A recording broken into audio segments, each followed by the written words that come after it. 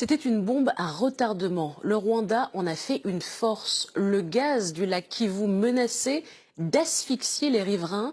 Il sert maintenant à produire de l'électricité. C'est une première mondiale. Regardez.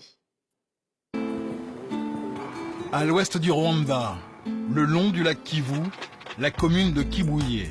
Depuis le mois de février, la vie de ses habitants a été bouleversée. Ce petit village rural vient d'être raccordé à l'électricité. Evelyne habite ici depuis 3 ans avec sa famille. Et pour elle, c'est une petite révolution.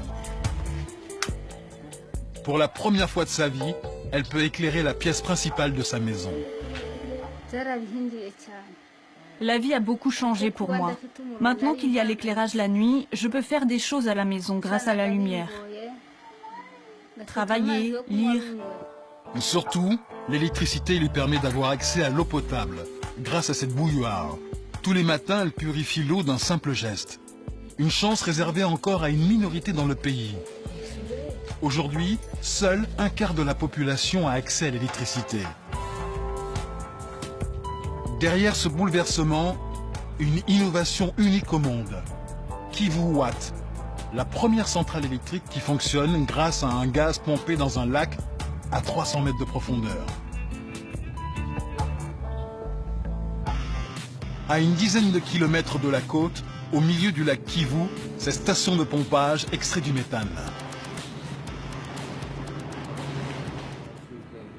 Ok, on continue jusqu'à atteindre le remplissage total de la cuve. Et demain, on lance l'envoi. Bien reçu. Cette barge est en activité depuis 10 mois. Nous extrayons l'eau avec le gaz, nous séparons le gaz, nous renvoyons l'eau dans le lac et ensuite nous traitons le gaz. Il est nettoyé, compressé et purifié. L'usine est située à l'ouest du pays. Autour de ce lac que se partagent le Rwanda et la RDC.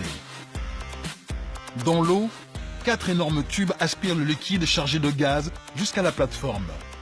Le méthane est ensuite séparé des molécules d'eau et de dioxyde de carbone. Le reste est rejeté dans le lac. Le lac Kivu fait partie des 3 lacs sur la planète qui contiennent le plus de méthane. Selon les estimations des scientifiques, il en renfermerait 60 milliards de mètres cubes. De quoi produire de l'électricité pendant au minimum 30 ans. Il y a beaucoup de lacs qui contiennent du méthane dans le monde, mais ils ne sont pas stables et ils n'ont pas la même structure. Ce lac est unique car son taux de concentration est très élevé. C'est pour cela qu'on peut l'extraire. Pour arriver à l'exploiter, il a fallu 7 ans de recherche, grâce à un travail de spécialistes rwandais, congolais et américains. Alors, les ingénieurs ne sont pas prêts à en divulguer le secret.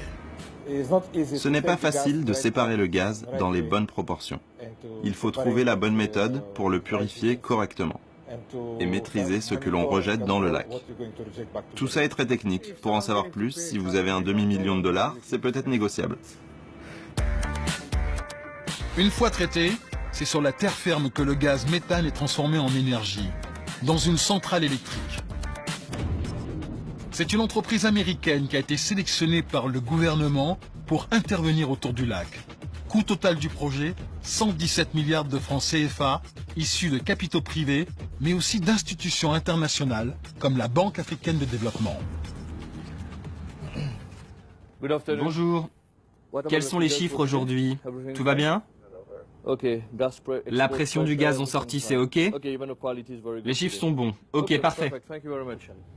La société contrôle la chaîne de production de A à Z.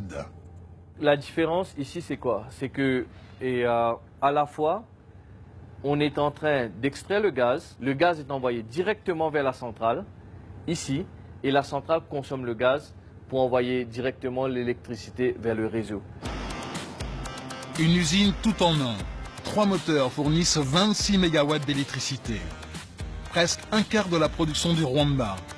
Et ce n'est pas le seul intérêt pour le pays, car ce type de lac gazeux peut devenir mortel pour les riverains. Au Cameroun, il y avait un lac similaire qui, normalement, quand ce type de gaz commence à avoir des concentrations démesurées, comme on appelle la saturation démesurée, et là ça devient très dangereux.